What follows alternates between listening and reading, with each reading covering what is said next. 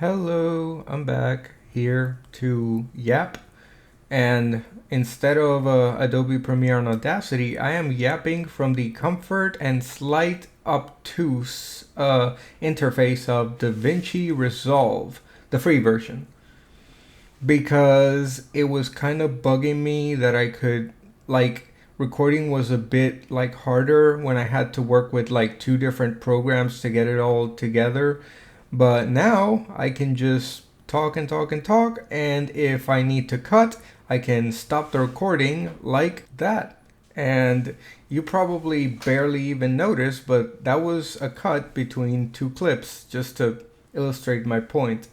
I could have just kept recording, but I felt the need to be, a bit tricksy and have a little fun with, and have a little fun with the edit. So I'm continuing to finally do the grayscale shading for this drawing of Lady from Devil May Cry 3. And I gotta tell you, the hump is really starting to set in hard. Like, anybody who does anything creative, that you reach a point when you are doing something creative where you have the skill to proceed, you can do it, but something in you is like pulling you away, like trying to keep you from furthering progress. I don't know what it is. Like, it makes no sense. Like, I've drawn for so long. I know I can do this. And I even know how I'm going to do it. But it still gets to you, and you're like, oh, but what if I make a mistake, or what if it doesn't turn out right? It's like, doesn't fucking matter. You just keep doing it. It'll be fine. And going back to the drawing and also talking about trusting the process, you're gonna see that at the end, the drawing is going to look really, really janky because I was having the hardest time figuring out how to render her torso to make it look like it was squishing against the couch, and also like squishing at the near the center of it because she's pressing her right side. No, her left side? Yeah, it's her left side. She's pressing her left side down on the couch, which is kind of like creating a little bit of squish and flab on her right side.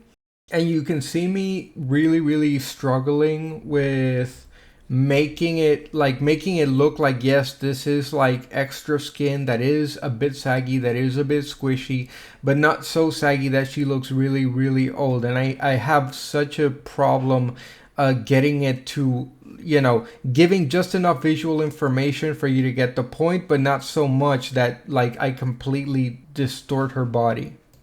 Oh, and speaking of distorting bodies, I just realized watching the replay of this that I might have made her chin a bit like chubbier than I intended to, because she has a relatively sharp jaw and chin, but I'm kind of so far into the process that I can only hope that people who haven't watched this or listened to it will look at it and be like, no, it's fine, it's okay.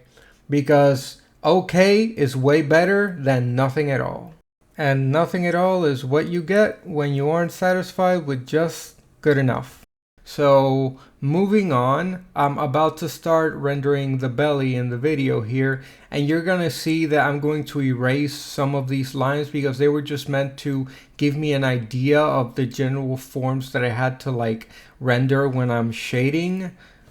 But now that I am finally getting to the shading, I go back to the line art layer, which is at the top of the stack, and I just erase those lines so that you just get the shading. Which does create a problem when you don't organize your layers or name them accordingly, or even sometimes you just forget. You can end up doing things on a layer that weren't meant for that layer, and then you have to go into it, copy all the stuff you want to erase it, and then paste it into a layer that's in the place you want it to be. Managing your layers can be a big pain in the butt, but it's an even bigger pain if you don't, because then it creates problems that you have to waste so much time either fixing or completely redoing.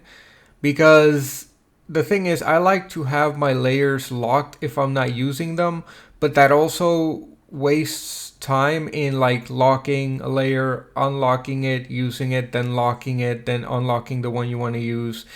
But it's kind of a pick your poison situation, because if I don't do it, I might just end up like screwing myself and making myself have to spend even more time drawing things. By the way, what you're seeing me do right here is I use the liquify tool on the layer with the shading, because most of the shading on the torso is done in one layer.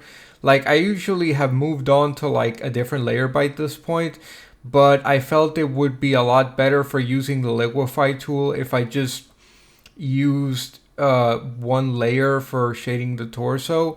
And the liquify tool, what it basically does is it's a brush that allows you to move all the pixels within the range of the brush's influence. So you make it bigger and it moves a lot more of, you know, the actual drawing in it. And it's really, really good for like rearranging elements or moving something a little bit in a certain direction. Although you got to be careful with it, because it does create, since I'm using a pencil for this, it's making it a little bit blurrier. The pencil shading is making it a bit blurrier when it moves the pixels around, so you got to be careful with that. But it's really, really good for fixing mistakes on the fly, and that's the reason why it's better if I don't use as many layers as I usually do, especially if I like intend to use the liquify tool at some point.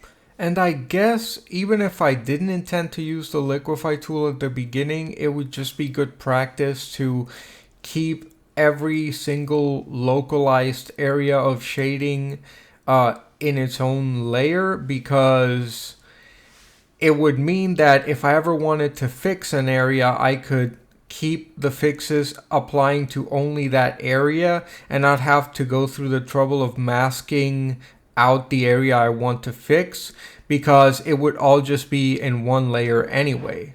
And now I see that we're finally getting to the end of this yapathon. Thanks for listening to me ramble. A lot of things to be learned from this particular part of the process, but hey, that's how you get better. And besides, it's digital. That's what I love about digital, is that you can just erase and try again. But yeah, that'll be about the end of it. Next time you see this drawing, it'll be farther than you'll see at the end here, because I did go back and just draw and vibe a little bit without recording it. But yeah, thanks for watching. Have a good one, and see you in the next one.